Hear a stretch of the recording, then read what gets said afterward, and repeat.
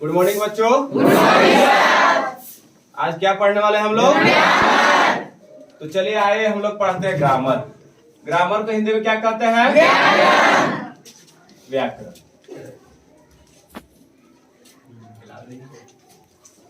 आज के टॉपिक में हम लोग बेसिक में सबसे पहले इंग्लिश का टॉपिक है जिसमें हम लोग पढ़ने वाले हैं।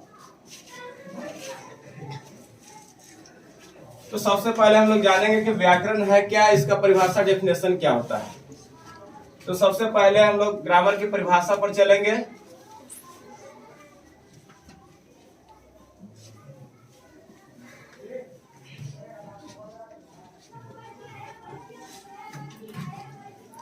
देखिए परिभाषा की, grammar teaches us how to read, write and speak correctly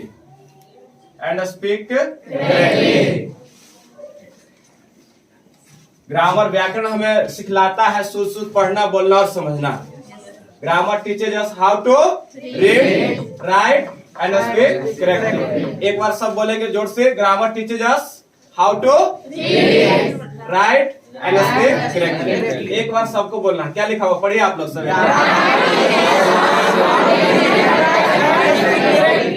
grammar teaches us how to read, write and speak. व्याकरण हमें शुद्ध शुद्ध पढ़ना, लिखना, बोलना उसको हम क्या कहेंगे? अब जैसे कोई चीज पढ़ना हो, जैसे हम यहाँ पर लिख दिए, अब यहाँ पर जो लिखा हुआ है, क्या लिखा हुआ है जी?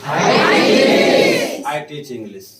I teach English. तो जब आपने इसको पढ़ गया, जो लिखा हुआ है उसे पढ़ गया, तो शुद्ध शुद्ध क्या हो गया? पढ़ना।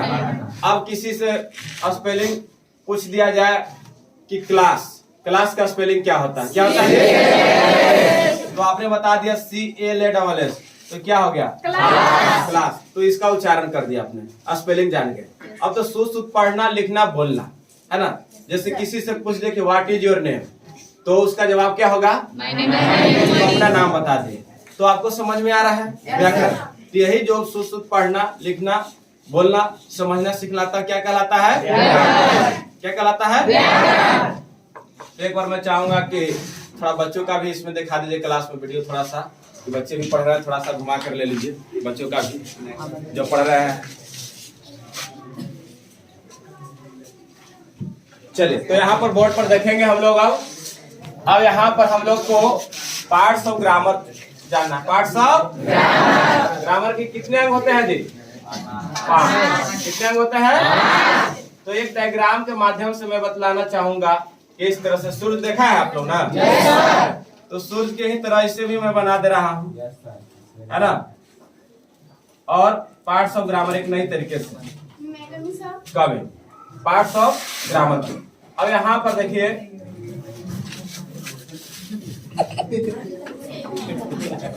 ध्यान देना, पार्ट्स ऑफ ग्रामर कितने होते हैं व्याकरण के अंदर? पहला जो है उसका नाम है ऑर्थोग्राफी।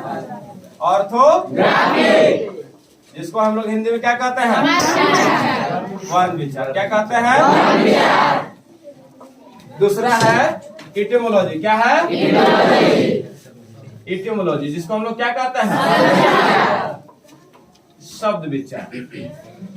इटिमोलॉजी शब्द विचार। तीसरा जो है हमारा सिंटैक्स। क्या है? सिंटैक्स जिसको हम लोग कहते हैं वाक्य विचार।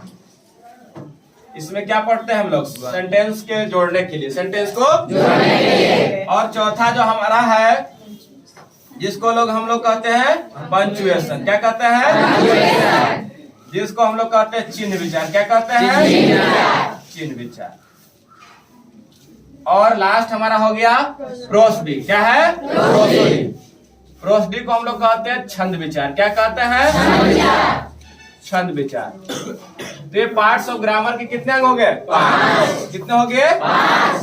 अब हम लोग को ध्यान देना है यहाँ पर कि जैसे इसको शॉर्ट में पहले समझना, फिर उसके बाद हम लोग पूरा परिभाषा डेफिनेशन पर जाएंगे। बस यहाँ पर ऑर्थोग्राफी है, वर्ण विचार। इसमें किसकी अध्ययन करते हैं? वर्णों के बारे में। किसके? इंग्लिश में वर्ण को क्या कहते हैं? लेटर। क्या कहते हैं?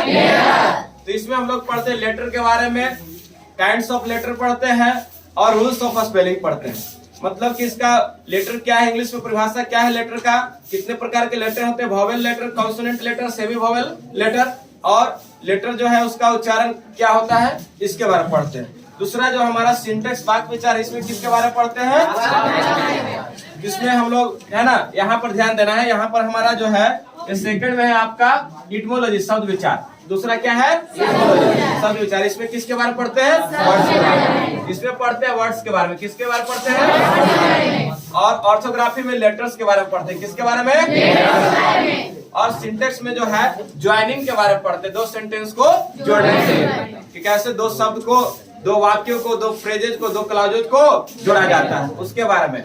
इसमें ज्वाइनिंग के बारे में पढ़ते हैं, ज्वाइनिंग याद रखना है। इसके में किसके पढ़ते हैं, ज्वाइनिंग, किसको, वर्ड्स को, शब्दों को, है ना, सेंटेंसेज को और क्लॉजेज को याद रखना, सेंटेंसेज क्लॉजेज को जोड़ने के लिए पढ़ते हैं। और जो पंक्चुएशन है आपका, थर्ड में है आपका पंक्चुएशन। यहाँ पर हो गया सिंटेक्स, फोर्थ में क्या है, पंक्चुएशन। तो पंक्चुएशन चिन्ह विचार में किसके बारे में पढ़ते हैं हम लोग, पंक्चुएशन के बारे में।